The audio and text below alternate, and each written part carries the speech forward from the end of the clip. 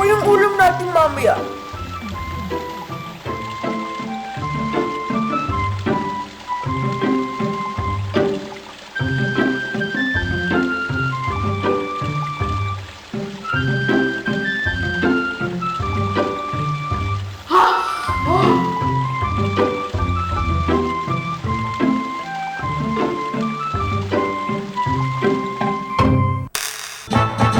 Why not ampalaya?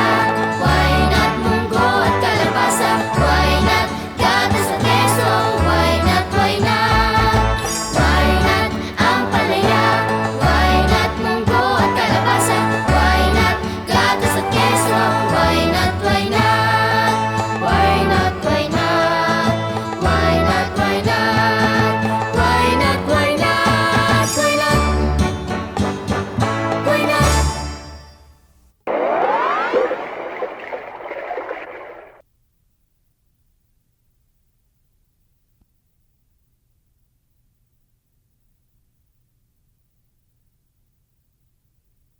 Why not? Why not?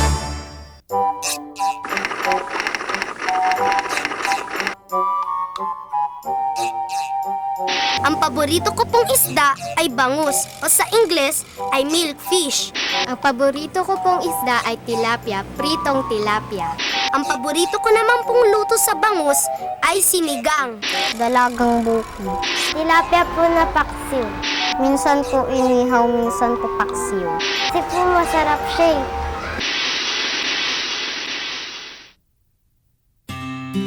Sa gabi pa lang, hinahanda na namin ni tatay at nanay ang lambat at balde.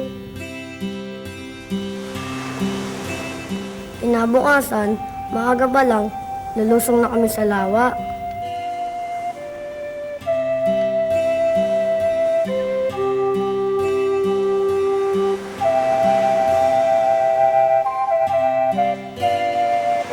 Inuhulog namin ang aming lambat. Maghihintay hanggang iaahon namin sila sa bangka. Ilalagay sa mga balde at iuuwi.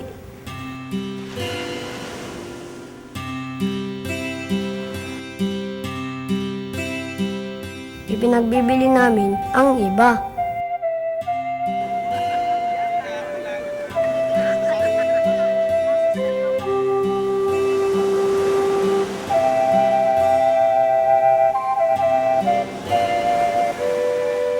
Ang iba naman ay nililinis ni nanay.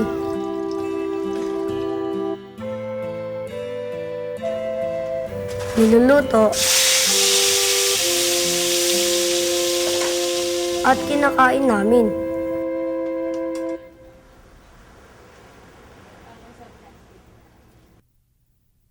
Ang natira ay ginagawang daing para hindi mabulok at pwedeng lutuin sa ibang araw.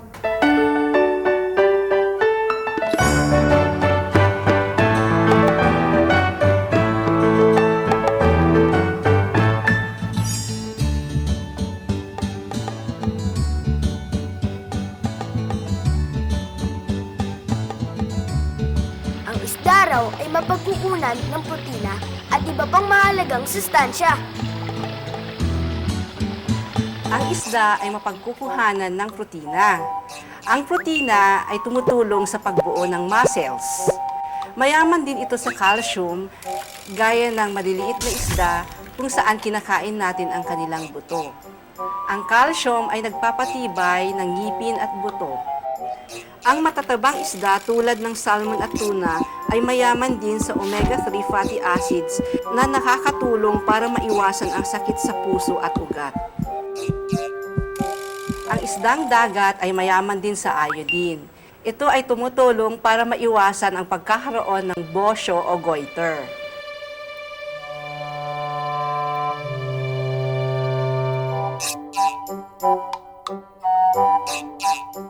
Isa pa, ito ay tumutulong para magkaroon ng matalas na kaisipan. Ang pinakamaliit na isdang nakita sa Pilipinas ay ang Photocorynus spiniceps, isang uri ng anglerfish na mas maliit pa kaysa sa kuko ng ating hinliliit. Ang pinakamalaking isda naman sa Pilipinas ay ang butanding. Ang pinakamalaking nakitang butanding ay halos kasing laki na ng 3 pinagduktong-duktong na bus. Ang pambansang isda naman ay ang bangus o milkfish. Madali itong padamihin dahil kaya nitong mabuhay sa maliliit na lugar tulad ng baklat o fish pen. Napakahalaga na sariwa ang kakainin nating isda. Pero paano nga ba natin malalaman kung sariwa o bilasa ito? Narito ang ilang paraan na pwede niyong gamitin.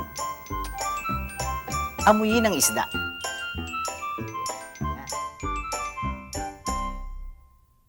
Alam mo bang halos walang amoy ang sariwang isda? Pero kung medyo malansa o di kaaya-aya ang amoy nito, ibig sabihin, bilasa na ang isda. Ngayon, tingnan ng mata. Kailangan malinaw o clear ang mata ng sariwang isda. Ang mata ng bilasang isda ay mamula-mula at nakalubog na ito. Ayan.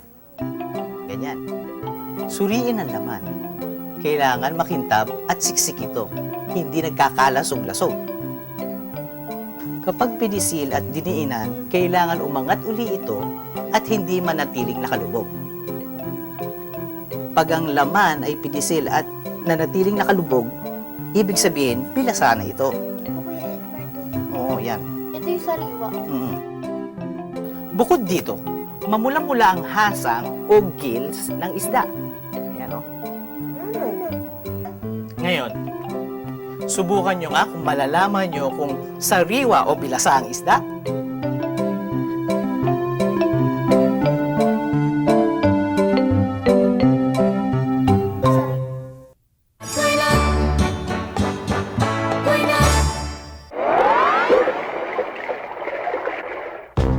Umiwas sa sakit at gastos. 5 servings lang ng prutas at gulay araw-araw, may panlaban ka na. Sa sari-sari at makulay na prutas at gulay, ligtas ka na sa panganib ng buhay. Wastong nutrisyon, alamin, gawin at palaganapin.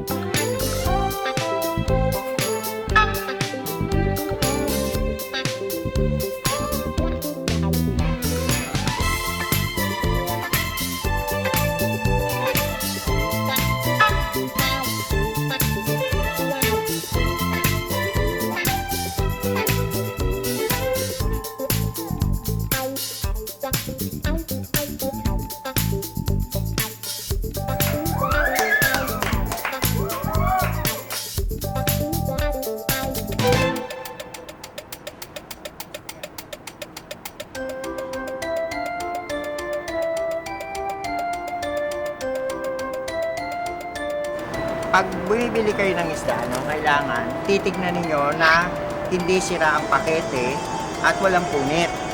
At hanapin nyo rin ang expiration date. Kasi ang expiration date ang nagsasabi ng petsa kung hanggang kailan na pwede pang kainin ang isda. Pag kayo namimili, siguraduhin yung walang yelo sa loob ng pakete. Kasi pag may yelo sa loob ng pakete, ang ibig sabihin ito ay lumambot at ito'y tumigas ng paulit-ulit. Okay? Sisiguraduhin nyo lang na ito'y walang amag at hindi nagbago ang kulay ng isda.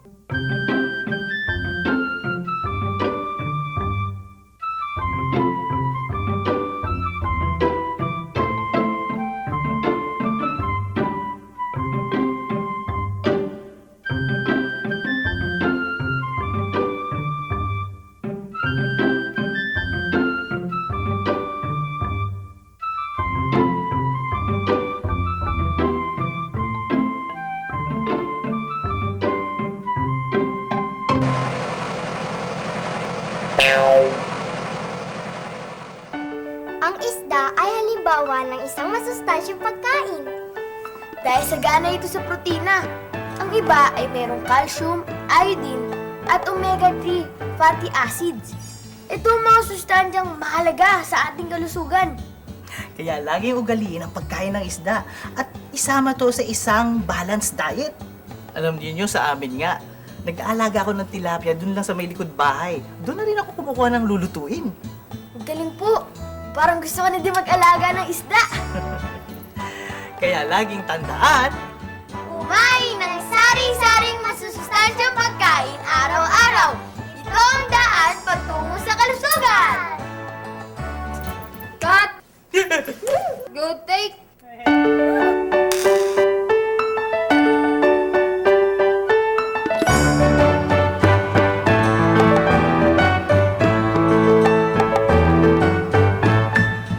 Sari-saring pagkain araw-araw.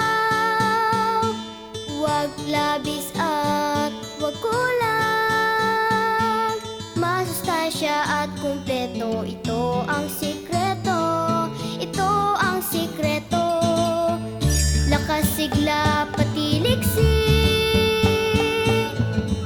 At wastong paglaki.